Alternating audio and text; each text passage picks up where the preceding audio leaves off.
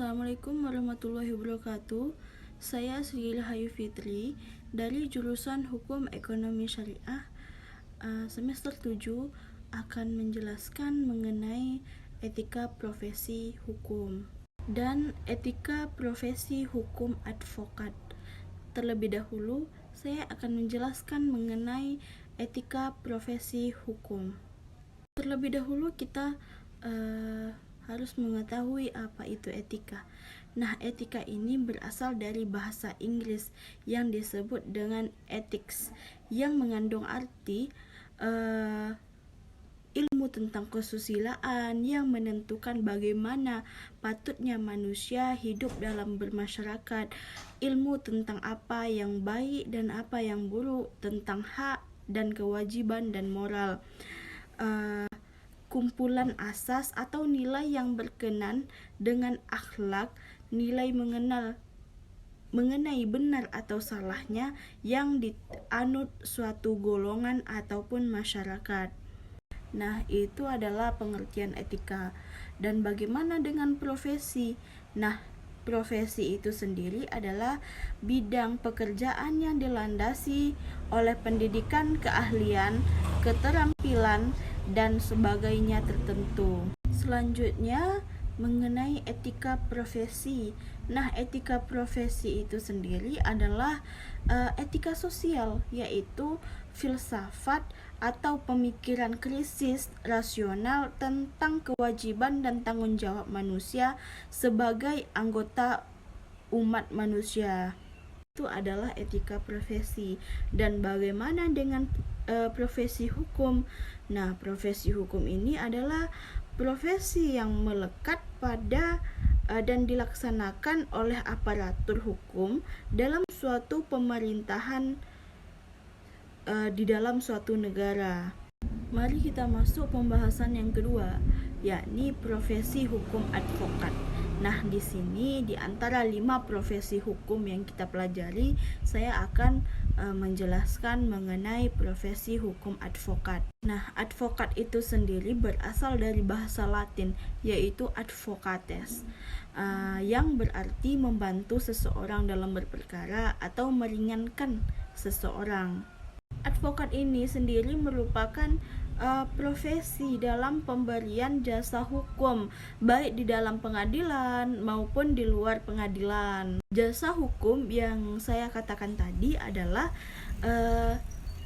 jasa yang diberikan advokat berupa memberikan konsultasi hukum, bantuan, membela, dan melakukan tindakan hukum yang lain untuk kepentingan hukum bagi klien. Di dalam advokat ada itu namanya regulasi dan aturan-aturan terkait profesi advokat.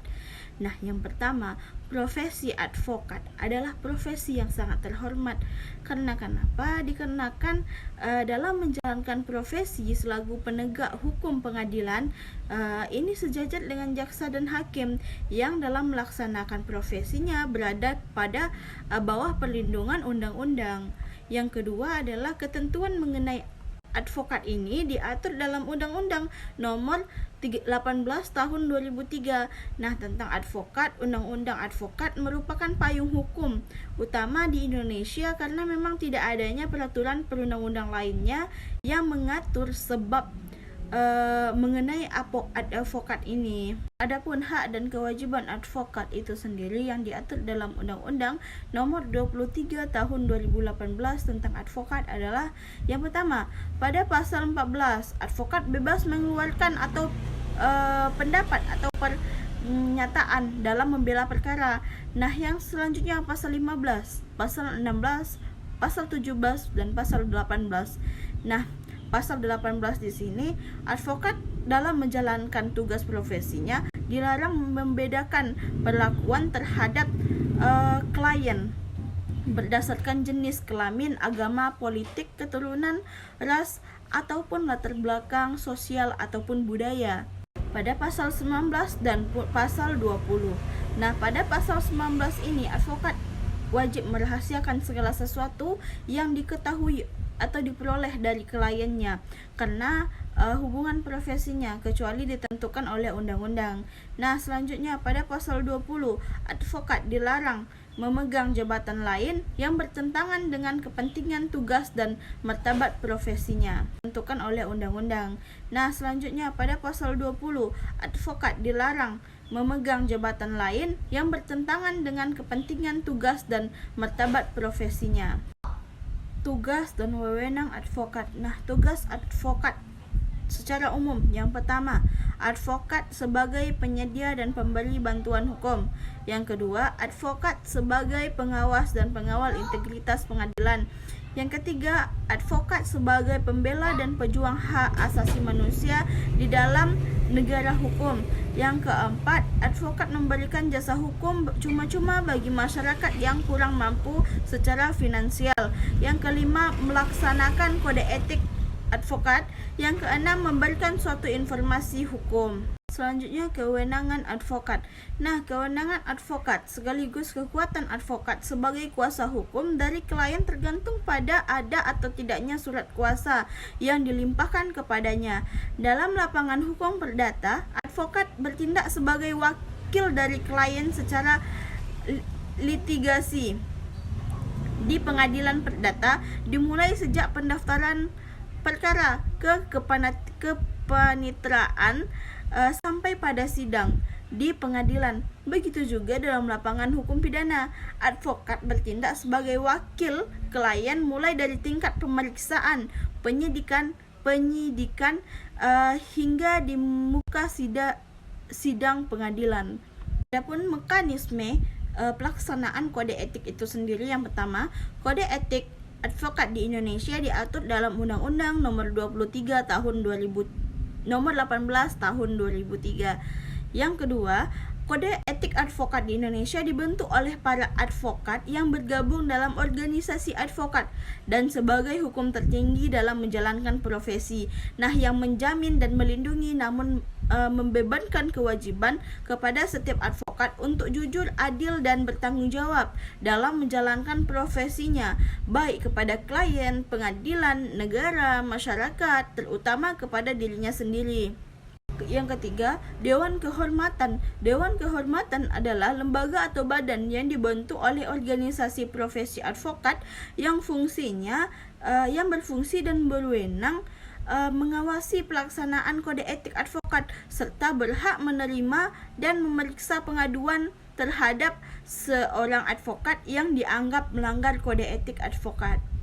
Selanjutnya saya akan memberikan contoh mengenai pelanggaran kode etik advokat ini.